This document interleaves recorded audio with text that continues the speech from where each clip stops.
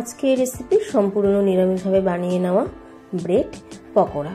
নমস্কার বন্ধুরা, kitchen magic খাজানা চ্যানেলের আরও একটি নতুন পর্বে আপনাদের সবাইকে স্বাগত। সাধারণত আমরা যে ব্রেড পকোড়া খেয়ে থাকি সেটা কিন্তু বেসন দিয়ে তৈরি হয়। আজ শেয়ার করব একদম বেসন ছাড়া, শুধুমাত্র বেসন নয় আটা ময়দা ছাড়া ব্রেড পকোড়া। খেতে ভীষণই ভালো হয় আর তার সাথে তৈরি করে নেওয়াও খুবই সহজ। বাইরের কোটিংটা হালকা ক্রিস্পি আর ভেতরে আলুর পুর। সন্ধেবেলায় গরম গরম টমেটো সসের সাথে খেতে ভীষণই ভালো লাগে। তাহলে আসুন ঝটপট রেসিপিটি দেখে নেওয়া যাক।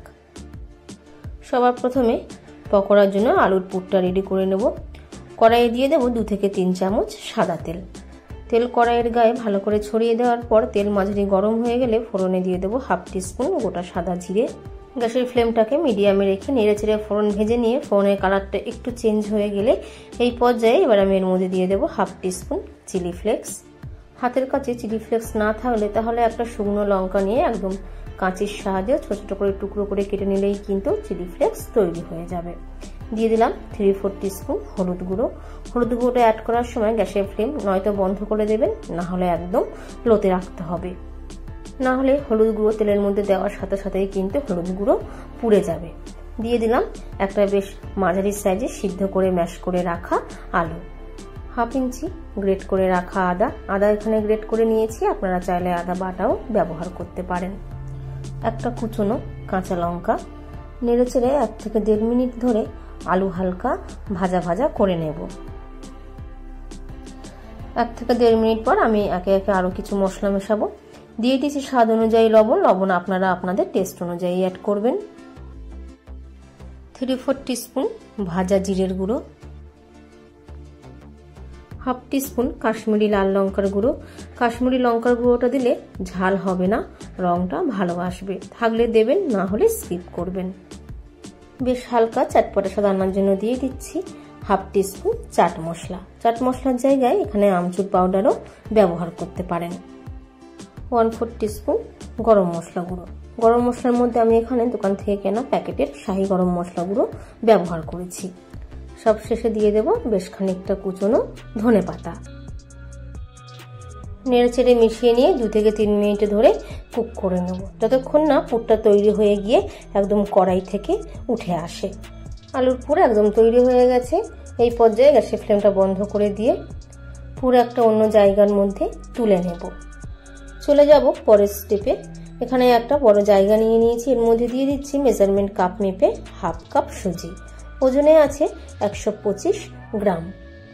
এর মধ্যে দিয়ে দেব 1/4 কাপ টক দই, স্বাদ অনুযায়ী লবণ, 1/4 টিস্পুন জোয়ান। জোয়ানটা অ্যাড করলে ফ্লেভারটাও ভালো আসবে আর তার সাথে হজমেও সাহায্য করবে।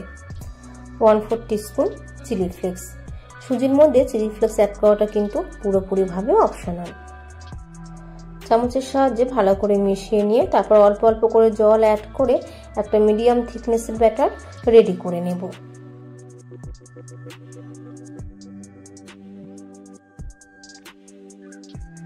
যেই কাপ মেপে আমি 1/4 কাপ টক দই নিয়েছিলাম, ওই একই কাপ মেপে আমি 1/4 কাপ জল অ্যাড করেছি। ভালো করে মিশিয়ে নেওয়ার পর ঢাকনা দিয়ে চাপা দিয়ে রেখে দেবো 10 থেকে 15 মিনিটের জন্য, যাতে সুজি একটু ফুলে যায়। চলে যাব পরের স্টেপে। এখানে নিয়ে নিয়েছি 4টে স্যান্ডউইচ ব্রেড। একটা ব্রেডের ওপরে আমি আলুর পুর চামচের সাহায্যে স্প্রেড করে দেব। চামচের পেছন দিয়ে এইভাবে আলুর পুর ব্রেডের চারদিকে বেশ ভালোভাবে পাতলা করে ছড়িয়ে দেব। একটা ব্রেডের ওপরে আলুর পুর ভালোভাবে ছড়িয়ে দেওয়ার পর ওপর থেকে আমি দিয়ে দেব আরো একটা ব্রেড। একটা তৈরি হয়ে গেছে, ঠিক একইভাবে আরো একটা আমি বানিয়ে নেব। দুটো স্যান্ডউইচ তৈরি করে নেওয়ার পর চাকুর সাহায্যে মাঝ বরাবর কেটে 4টে টুকরো করে নেব।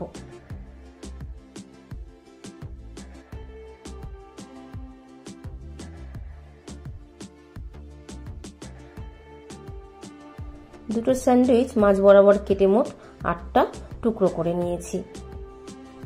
এদিকে সুজি রেস্টে রাখার ফলে আগের থেকে সুজি একটু ফুলে গেছে। সুজির মিক্সচার রেস্টে রাখার ফলে ফুলে গিয়ে দেখুন মিক্সচারটা কিন্তু আগের থেকে বেশ ঠিক হয়ে গেছে। তাই অল্প অল্প করে জল অ্যাড করে মিক্সচারটা একটু পাতলা করে নেব। খুব বেশি পাতলা করলে কিন্তু হবে না। ব্যাটারটা এমনভাবে রেডি করে নিতে হবে যেন ব্রেড ব্যাটারের মধ্যে ডোবানোর পর ব্রেডের ওপরে সুজির একটা কোট হয়। মাঝারি ঘনত্বে ব্যাটারটা রেডি করে নিতে হবে। চামচের সাহায্যে নেড়েচেড়ে ভালো করে মিশিয়ে নিয়েছি। আর একটু আমি সামান্য পরিমাণে জল অ্যাড করলাম। ব্রেড পকোড়া ভাজার জন্য সুজির ব্যাটার কিন্তু একদম তৈরি হয়ে গেছে। আর ব্যাটারের কনসিস্টেন্সি কিন্তু এইরকম থাকবে। এবার এক একটা টুকরো করে কেটে রাখা স্যান্ডউইচ এই ব্যাটারে ডুবিয়ে আমি তেলের মধ্যে দিয়ে ভেজে নেব।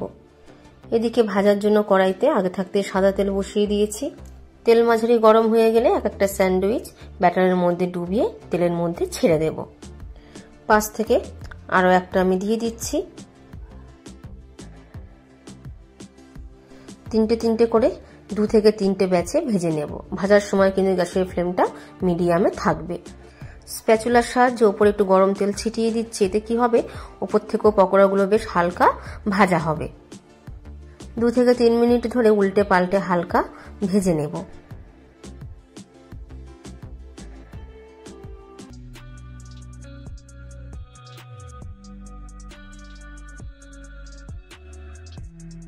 প্রথম ব্যাচের ব্রেড পকোড়া আমার ভেজে নেওয়া হয়ে গেছে। ছান্তার সাহায্যে তুলে নিয়ে ভালো করে তেল ঝরিয়ে অন্য একটা জায়গার মধ্যে তুলে নেব। আর একইভাবে দ্বিতীয় ব্যাচের পকোড়াগুলো আমি ভেজে নেব।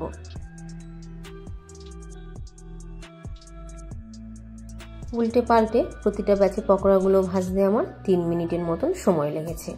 দ্বিতীয় ব্যাচেরগুলো প্রায় ভেজে নেওয়া হয়ে গেছে। এইগুলো এবার একটা একটা করে ভালো করে তেল ঝরিয়ে তুলে নেব। বাড়িতে বেসন না থাকলে অল্প যদি একটু সুজি থাকে তাহলে কিন্তু ঝটপট এইভাবে ব্রেড পকোড়া বানিয়ে নেওয়া যায়। খেতে ভীষণই ভালো হয়। তাই অনুরোধ রইল রেসিপিটা বাড়িতে অবশ্যই ট্রাই করবেন। আর কমেন্ট বক্সে জানাতে ভুলবেন না কেমন হয়েছে। সন্ধেবেলায় গরম গরম টমেটো সসের সাথে পরিবেশন করব। বাড়ির বাচ্চা থেকে বড় সকলেরই খেতে খুব ভালো লাগবে। যদি আমার রান্নার রেসিপি আপনাদের ভালো লাগে তাহলে ভিডিওটিতে একটি লাইক দেওয়ার অনুরোধ রইল। আর চ্যানেলে যদি নতুন বন্ধু হয়ে থাকেন চ্যানেলটি সাবস্ক্রাইব করে নেওয়ার অনুরোধ রইল। তার সাথে পাশে থাকা বেল আইকনটা অবশ্যই প্রেস করে দেবেন, যাতে আমি যখনই কোনো নতুন রেসিপি আপনাদের সাথে শেয়ার করি নোটিফিকেশন আপনাদের কাছে পৌঁছে যায়।